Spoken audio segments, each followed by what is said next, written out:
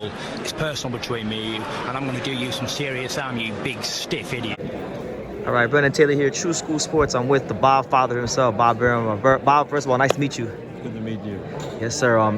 Really good card this weekend. I know one of the guys on the card that people are excited to see is actually Raymond Muratalla. He's right there in the title picture for 135. You think if he wins this fight, he's in there with the likes of like Navarrete or William Zepeda or even the Shakurs or Keishans? Does he get those fights after? Absolutely, absolutely. We're very proud of Muratalla. When he came to us, he didn't have this big reputation like an Olympian and so forth, but he's fought everybody and he's done extremely well.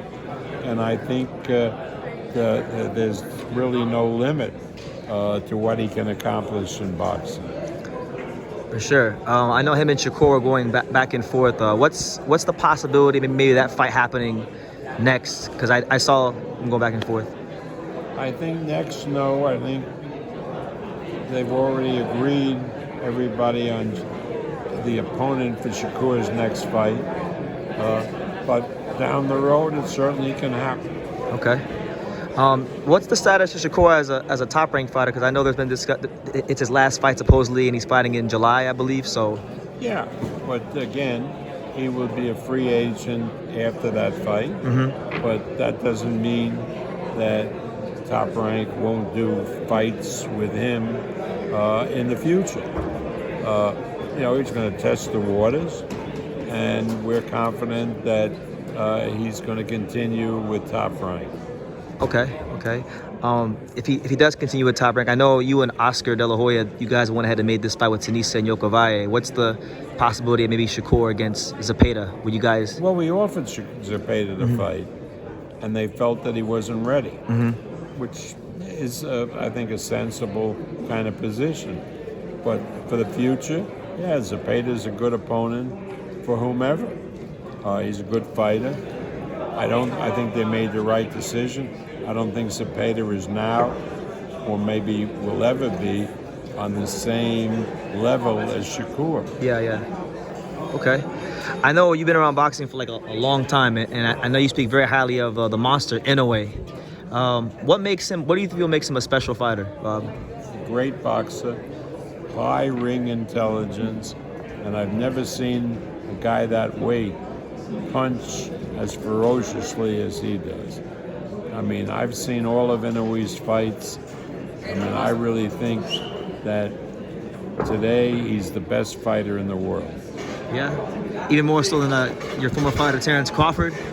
Even more so than Terence Crawford. I think Crawford is a tremendous talent, a great fighter, but Inoue is generational. Crawford's not generational, you don't feel? He's very, very good. I don't want to denigrate Crawford. He's very, very good. But we've seen fighters in that weight category that, like Sugar Ray Leonard and Donald Curry, who are of the level, if not higher, than Crawford. It's a great high bar.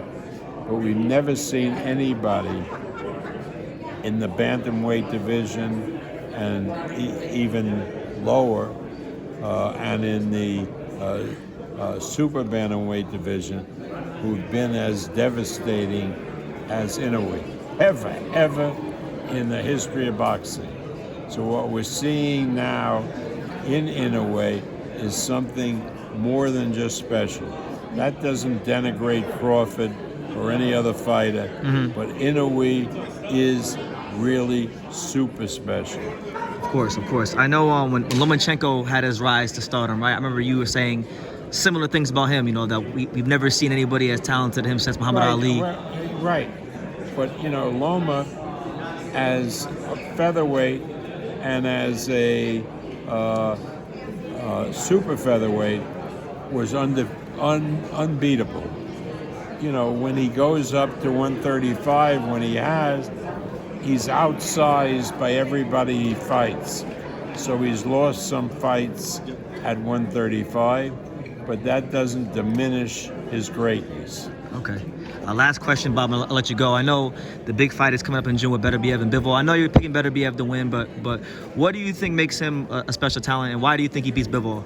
Because Beterbiev is a much better boxer than people think, and there's nobody in the light heavyweight division who hits like he does. He's a very, very good tactician with tremendous power. So, you know, Bivol is a terrific fighter, as he showed with Canelo, but I think when push comes to shove, Beterbiev is better. But we'll see on June 1st when they fight each other. For sure. Bob, Arum, thank you. Thank you for watching another video on the untouchable True School Sports Empire. I'm at the Boxing Hall of Fame out here in Canterbury, New York. And for more great boxing content just like this video, make sure you click and subscribe right over here.